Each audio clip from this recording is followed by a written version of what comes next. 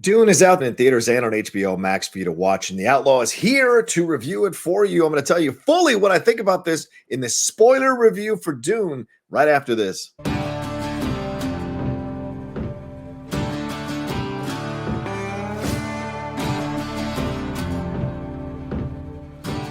Hey everyone, it's the Outlaw John Rocha here with a review for you for the Outlaw Nation. We are taking a look at Dune. This is one that has been so anticipated by so many fans for quite some time here. It's been pushed and pushed and pushed by Warner Brothers until finally it came out this weekend, and it's also available on HBO Max. This one stars Timothée Chalamet, Zendaya, Oscar Isaac, Rebecca Ferguson, Jason Momoa, Dave Bautista, Stellan Skarsgård, Josh Brolin, Javier Bardem, Dave Dastmalchian, and the great Charlotte Rampling, all being a part of this incredibly interesting world set thousands of years in the future. Now, before I get into my review, I want to remind you all to please subscribe to the channel down below. Hit that subscribe button, hit that bell button so you see when we're dropping all the new content we're dropping here on the Outlaw Nation channel. Also, if you want to come and follow me on Twitch, head on over to Twitch.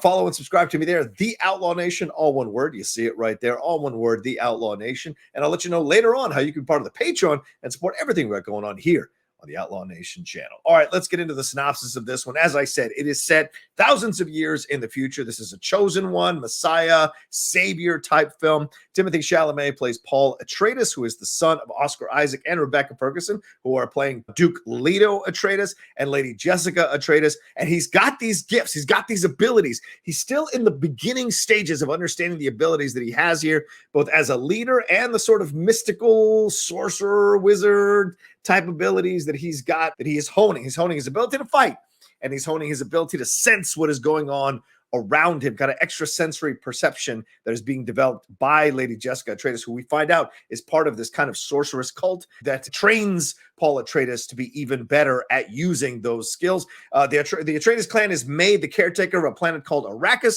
on orders from the Emperor, which immediately seems fishy to the Atreides clan because the Harkonnen clan was in charge of this planet and was mining spice for the Emperor, and there was no problems here. All of a sudden, the Harkonnen clan, which is being led by Stellan Skarsgård and his number one dog, that's Dave Bautista playing Beast Rabban Harkonnen, they essentially move off the planet, and the Atreides come in. The Atreides family comes in, and their whole clan takes over the planet to mine spice.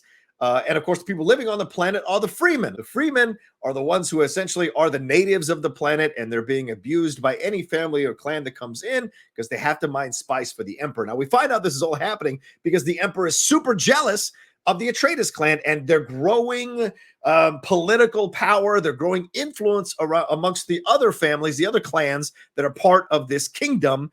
And so the Emperor is essentially trying to screw them over by having them take over Arrakis, then having the Harkonnens go to another family or another clan rather, that is a huge warring soldier clan, and convince them to attack the Atreides clan and take back Arrakis rather, as a way of kind of stomping out the influence that the Atreides clan has there in the universe. So that's essentially what we're dealing with here in the backdrop. Now, Paul Atreides, as I said, he's kind of working through his feelings, his abilities. He loses his father.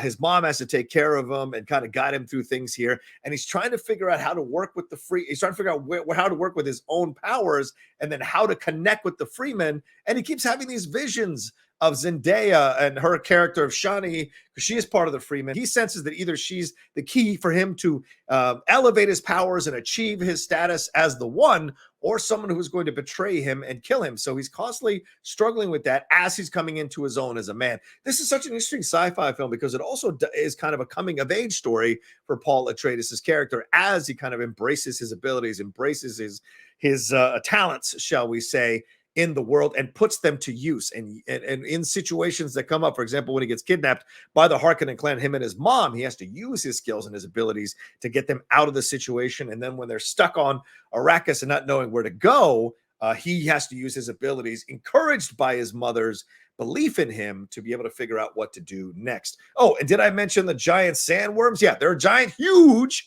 sandworms in this thing they constantly have to avoid and jump around and make sure they don't get killed by as well. All right, so what can I tell you about the movie? I enjoyed the hell out of this thing. I had a lot of fun watching this film. I thought it was going to be a little boring. I thought maybe it was going to drag in certain places. It didn't. I know other people have said that. Certainly Jeff Snyder, my brother in life, is complaining about the movie all over Twitter. And God love him. He's got a perfect right to his opinion. But I don't think so. I don't know if it's just that I'm built to enjoy sand epics or sand movies or movies out in the desert. I had a great time with this one. Was really blown away by the visuals of this film. My Lord, the visuals of this film are incredible. I enjoyed the pacing of it all. I understood what was happening. It's a very simple story when you break it down.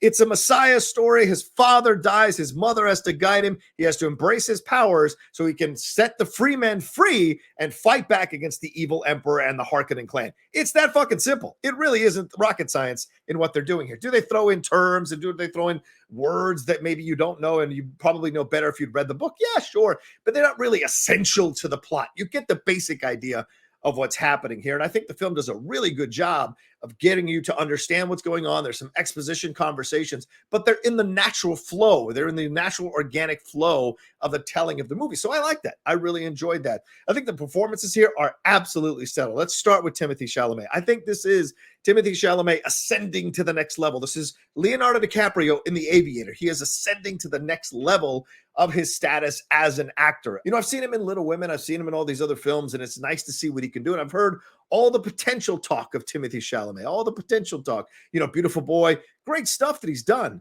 but he hasn't really embraced being the alpha dog until this movie. And I feel he's become the alpha dog finally at this stage of his career. I immediately had visions of him as Superman, immediately had visions of him leading a spy franchise. There's all kinds of things you can do with Timothée Chalamet. And I just was blown away by how he's walked into his power, kind of like Paul does in the movie. He's walked into his power and embraced it.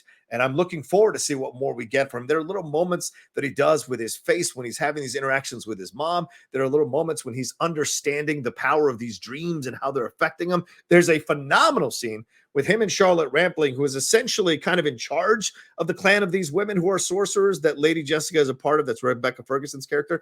And she puts his hand, or he puts his hand willingly inside this box. And the experience that he's going through, the acting is so fantastic here. You live the experience he is going through so powerfully. Plus his interactions with Jason Momoa is clearly the closest thing to a friend that he has in the movie, Jason Momoa. So his character of Duncan Idaho is great. What a great name, right? Duncan Idaho. And he's excellent in these interactions with Chalamet. Just you can sense there's a camaraderie. There's almost like a kind of cool uncle to the nephew vibe. He has a very stoic, strong, staid connection with his father. That's Oscar Isaac. My God, nobody wears a beard like Oscar Isaac right now on film. He's incredible in the film as well, Oscar Isaac. Really a lot of power with just the looks, with just the occasional word. Even the comment that he makes conveys a lot of strength. Rebecca Ferguson doing her thing as always, the combination of emotion and strength at the same time. I saw some people saying, oh, she's crying a lot. Who gives a shit? That's the character, and she's playing it really well, and it's Rebecca Ferguson. You're commenting on Rebecca Ferguson crying a lot. She's bringing that emotion because it's a really powerful situation. She's just lost her husband. Her son is not fully trained to embrace his powers. We find out that he's the first male son, or the first male rather, that was born to one of these sorcerers or sorceresses who has the abilities that the other sorceresses have only given to female children. So there's a lot writing here. So yeah, she's going to be a little bit emotional. She's going to be a little bit vulnerable. What's the big deal, for God's sake? So I just didn't understand people's complaints about that, because I thought she was excellent. Josh Brolin is great as this kind of like armorer and teacher of fighting. He's kind of like essentially the military leader here. Stellan Skarsgård playing the villain here, Baron Vladimir Harkonnen. He is super creepy. You know, plays such fun characters like he does in the Thor series. But when he gets to be creepy, when he gets to be like kind of evil in a good piece, he is so good at it. I mean, it's just fantastic. There's some great scenes with him kind of rising up. We see him kind of in the background rising up through this weird kind of ability that he has when he's being healed after he's almost been killed by the Duke Leto Atreides, by Oscar Isaac. You see him when he comes out of the tar to speak, and then when he officially comes out of the tar after he's healed, it is so menacing and unsettling. And then you've got Dave Bautista here as Beast Robin Harkonnen.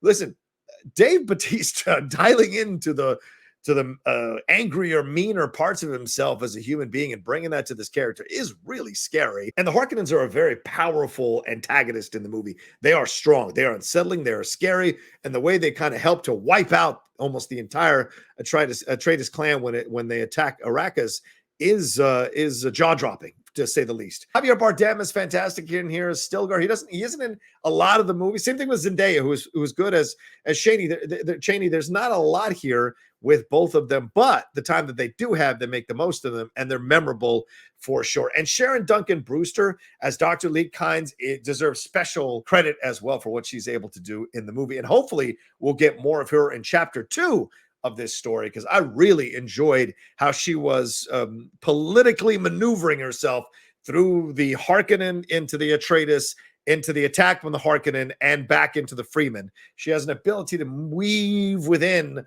all these clans and factions and come out unscathed on the other side. Now, let's talk about the music. Hans Zimmer has just gone above and beyond with the music he's created here. It's some of the most incredible, moving, powerful, bone-rattling music that you're ever going to hear in a movie, and it doesn't overwhelm the film. I think that's what's incredible about the film. Denis Villeneuve, as a director, we'll get to him in just a second, he has created such a massive scope of a movie that hearing the music, you have to believe that the music is going to be it's going to run side by side with this movie. You need the music to be excellent in this movie, or else it's not going to work. It's not going to really have the power that you want it to have. And I think what Hans Zimmer does here with his compositions is nothing short of incredible. And he should absolutely be nominated for an Oscar for what he's created here in this film for sure. Also, special shout out to Greg Fraser, who is the cinematographer in the movie.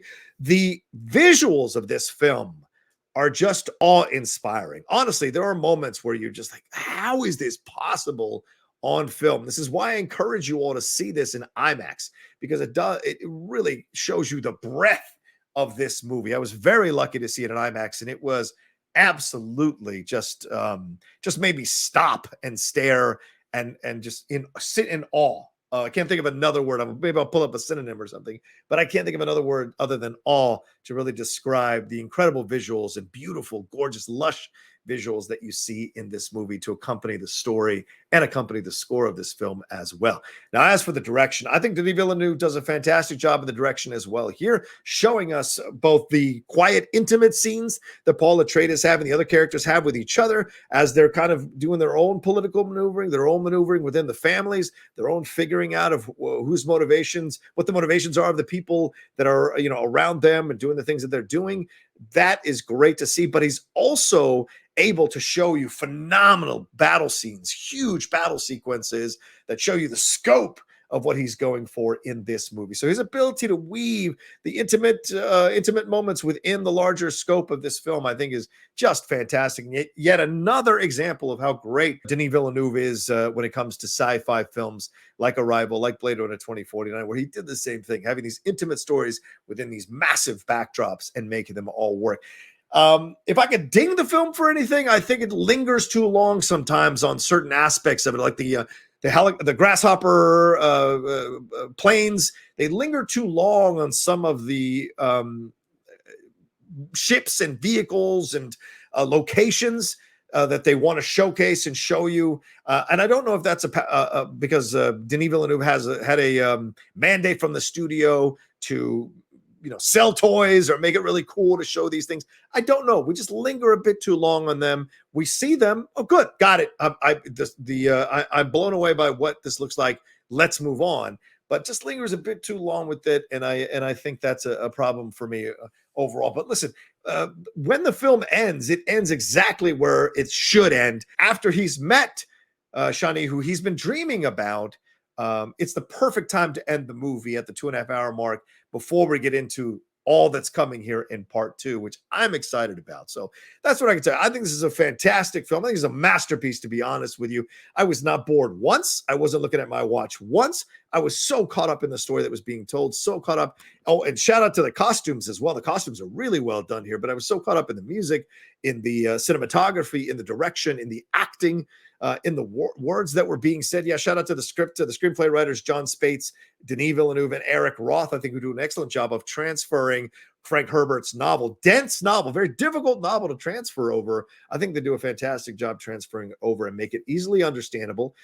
And you get the basic overall gist of what's happening here. And that's not easy to do with a film as big as this is. So overall, I would say Dune is an outstanding epic, a grand saga that boasts a pulsating, bone-rattling score, awe-inducing cinematography, rousing action sequences, and a first-rate cast anchoring the tale. Timothée Chalamet ascends to star-level status here. Denis Villeneuve has directed a masterpiece. I mean that, a masterpiece. I don't always say that with films. This one is absolutely a masterpiece. All right, well, let me know. Did you get a chance to see this week? And I hope so if you're watching the spoiler review. I hope you enjoyed the spoiler review. Let me know what you thought of it, of the movie and the spoiler review down in the comments section below. Remember to like and subscribe to the channel. So like this video, then subscribe down below if you're watching me for the first time or third or fourth time and maybe even on the fence about subscribing.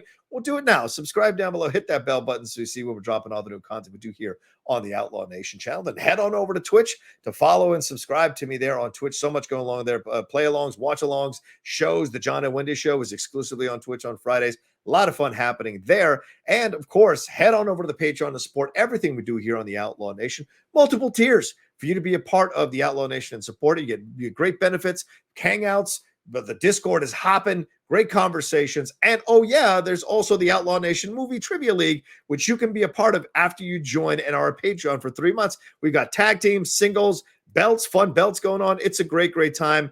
Movie-specific battles. It's a great time over there at the Outlaw Nation Movie Trivia League. But you can only do that. You can only join it, rather, by being a part of the Outlaw Nation Patreon. Remember to follow me at The Rocha Says on Twitter and on Instagram. And don't forget the podcast, the Top 10, the Cinephiles, and the Geek Buddies all out there for you to enjoy as well. Yeah, I'm a busy man. That's what I can tell you. I'm a busy man. So, and speaking of busy, Denis Villeneuve and everybody involved in this production, get busy on that second chapter. I want to see the culmination of this entire story and the battle sequences that are to come and the journey that Paul Atreides is on and see where it ends up. I'm looking forward to it. So I hope you are as well. All right. Well, I'll talk to you next time with another brand new review here on the Outlaw Nation channel. Y'all take care.